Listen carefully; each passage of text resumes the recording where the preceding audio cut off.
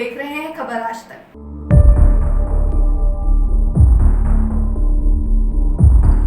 आए दिन ऑक्सीजन की कमी होना पर्यावरण की अनदेखी का परिणाम है।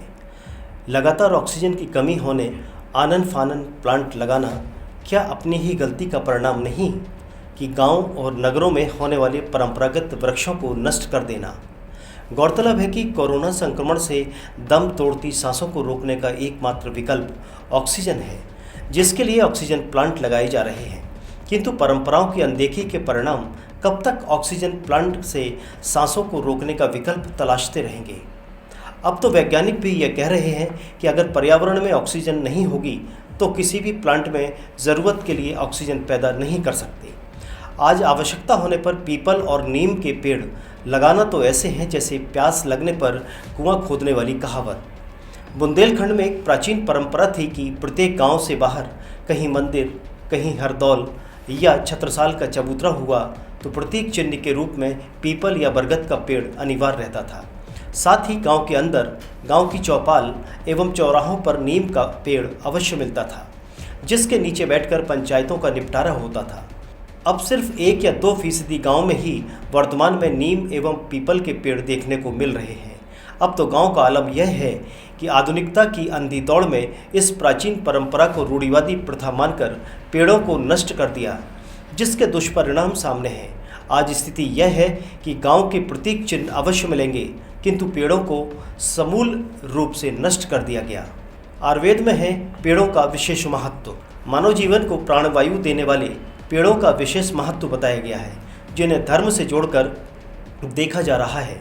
सबसे अधिक ऑक्सीजन देने वाले पीपल के पेड़ एवं तुलसी के पौधे में देवताओं का वास होता है।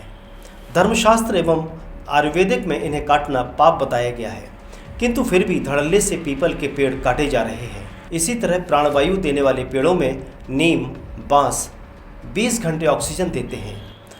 मानव जीवन के लिए अति आवश्यक है। कोरोना संक्रमण काल के इस दौर में पेड़ लगाने की बात होने लगी है। मानव जीवन को प्राणवायु देने वाले पीपल, नीम, बरगद, अशोक, अर्जुन, जामुन आदि ऐसे पेड़ हैं जो पर्यावरण को शुद्ध रखते हैं, जिनका अधिक महत्व है। पीपल का पेड़ अधिक समय ऑक्सीजन देने के साथ इसका धार्मिक महत्व भी है। बरगद का पेड़ देश का राष्ट्रीय वृक्ष होने के साथ रात में ऑक्सीजन नहीं देता, सिर्फ दिन में देता है। दिन में कितनी ऑक्सीजन देता है यह उसके झाड़ एवं छाया पर निर्भर करता है।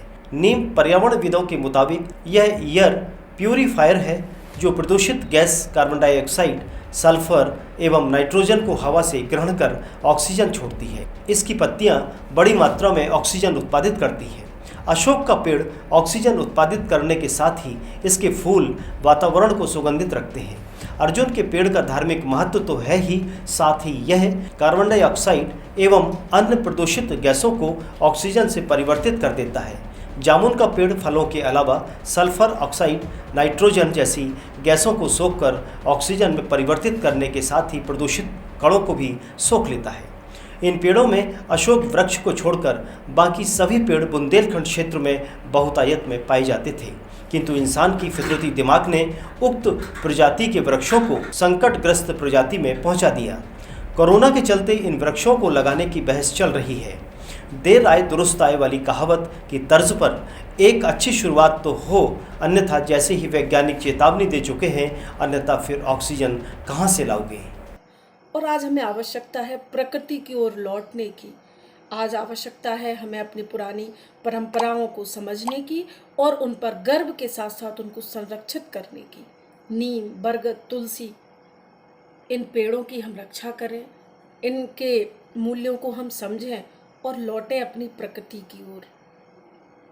प्रकृति को संरक्षित करें और आने वाली पीढ़ियों को विरासत में हम एक अच्छा जीवन इस धरती पर देने का प्रयास करें और आने वाली प्राकृतिक आपदाओं से बचने के लिए हम अपने प्रकृति को जितना हो सके संरक्षित करें। तो आओ हम लौट चलें अपनी प्रकृति की ओर। जय हिंद। यह सत्य है, आज पूरा विश्व कोविड महामारी से गुजर रहा है। जगह जगह ऑक्सीजन की कमी की खबरें प्राप्त हो रही हैं। प्रकृति द्वारा प्राणी जगत को पेड़ पौधों से मुफ्त ऑक्सीजन प्राप्त होती थी, मानव जाति ने पर्यावरण का दोहन किया, जिसका परिणाम ऐसी महामारी से जंग जारी है। पीपल, तुलसी, नीम हमेशा ऑक्सीजन प्रदान कर कार्बन डाइऑक्साइड ग्रहण करते हैं। आयुर्वेद में हर पेड़ पौधे का अपना महत्व बताकर किसी न किसी रूप में औषधि व जीवनदायी है। हिंदू परंपरा में बरगद, जिसकी पूजा वट सावित्री भारतीय महिलाएं वट सावित्री वृक्ष के दिन करती हैं। वट सावित्री अपने यमराज से पति के प्राण वापस लाई थी।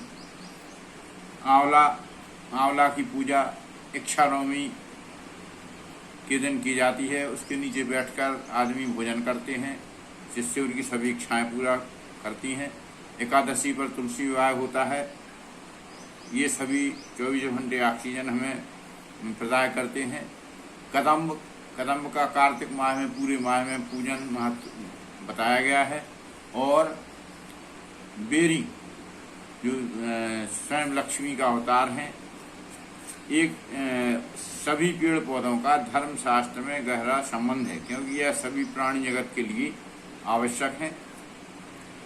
वृक्षारोपण कार्य महान, एक वृक्ष और पुत्र समान। कोविड नियमों का पालन करें और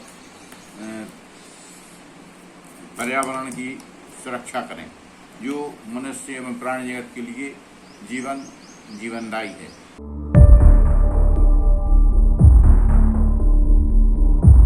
ताज़ा अपडेट्स के लिए देखते रहें खबर आज तक, और खबरों को विस्तार से देखने के लिए हमारी वेबसाइट पर विजिट करें। हमारी वेबसाइट है खबराजतक.live। नमस्कार।